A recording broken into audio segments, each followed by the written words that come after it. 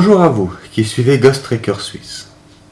Je repasse devant l'objectif pour vous parler un peu du projet New GTS.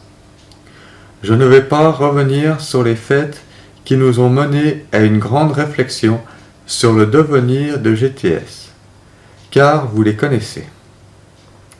Mais alors, ce projet New GTS, c'est quoi? En premier lieu, nous nous sommes remis en question avec toutes ces affaires de tricherie qui ont souillé le paranormal ces derniers mois. Puis, l'envie d'enquêter étant de plus en plus présente, nous nous sommes mis à réfléchir comment y aller sans tout le matériel. Et c'est là que commence cette aventure. Nous l'avons débuté avec un inventaire complet de ce qu'il nous restait. En réfléchissant à revenir à du matériel moins high-tech, c'est là que nous avons ressorti les vieux appareils photo argentiques. Car nous nous sommes dit que pour chaque photo, il nous restera toujours le négatif en preuve, si on nous accuse. Nous avons aussi décidé de passer principalement au format RAW pour la photo numérique. Car, comme dit dans le vlog précédent, c'est un peu le négatif du numérique. Pour ce qui est de l'audio, nous gardons nos dictaphones, mais en plus, nous regardons pour investir dans du matériel de prise de son professionnel. Adapter des micros de qualité sur les caméras quand cela est possible.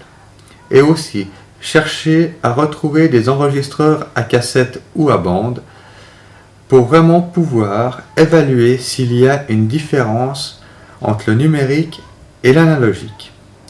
Et la vidéo dans tout ça, vous allez me dire.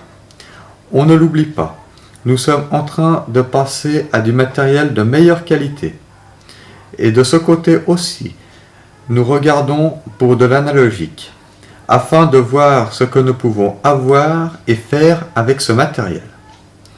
Pour ce qui est des appareils de détection, nous continuons à chercher du matériel plus fiable et partons sur d'autres pistes que juste mesurer les champs électromagnétiques et la température, mais aussi pouvoir les mesurer avec une plus grande précision et savoir exactement sur quelle onde nous sommes, car nous pensons que tout l'environnement est à prendre en compte pour pouvoir avancer et mieux comprendre ces phénomènes. Concernant nos méthodes de travail, nous sommes en train de tout revoir, mais sans perdre l'état d'esprit qui nous a menés jusqu'ici, ce qui nous demande passablement de temps et d'énergie. Notre but est et sera toujours la recherche, et non l'audience ou le sensationnel, même si cela doit nous infliger des critiques et autres diffamations. Pour ce qui est de l'avenir de l'équipe, pour le moment, nous resterons à 2 pour cette restructuration en profondeur.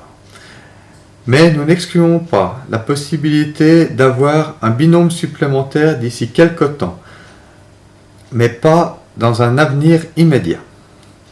Pour ce qui est des futures enquêtes, nous avons plusieurs demandes en cours, pour des lieux d'exception, que ce soit par leur taille, leur situation, leur architecture ou encore leur histoire.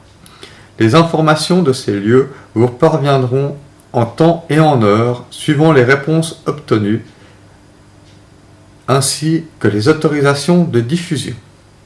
En parallèle, nous continuons nos recherches de lieux pour pouvoir faire les demandes d'autorisation, mais ce n'est pas toujours chose facile de trouver à qui appartiennent les biens, car nous pouvons bien aller dans des endroits qui sont ouverts et sur le domaine public. Mais pour avoir les lieux intéressants, même à l'abandon, il y a toujours derrière un propriétaire. Que ce soit une commune, une association, une société ou un privé. Nous ne pouvons pas y aller juste comme ça quand on en a envie.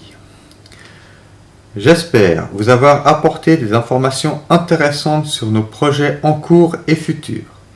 Si vous avez d'autres questions, n'hésitez pas à nous les poser, soit publiquement, soit en privé, et nous nous ferons un plaisir de vous répondre. L'équipe GTS vous remercie de nous suivre ainsi que de nous faire confiance sur la crédibilité de nos investigations. À bientôt pour de nouvelles enquêtes.